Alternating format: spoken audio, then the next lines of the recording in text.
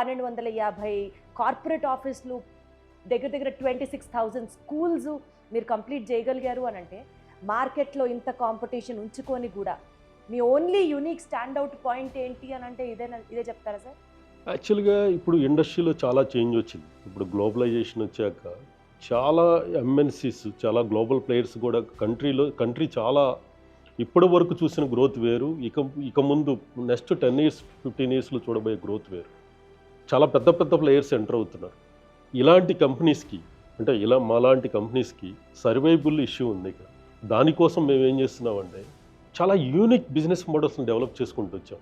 Unique business మోడల్స్ని identify చేసాం. Next 5 yearsలో ఇవన్నీ develop చేసుకుంటూ వెళ్తాం. ఒకటి వచ్చేసరికి మ్యానుఫ్యాక్చరింగ్ అండ్ అప్లికేషన్ ఈ లెవెల్లో ఈ కంట్రీ మొత్తం చేస్తున్న కంపెనీ ఏదైనా ఉందంటే ఇండియాలో టెక్నో పెయింట్స్ ఒక్కటే.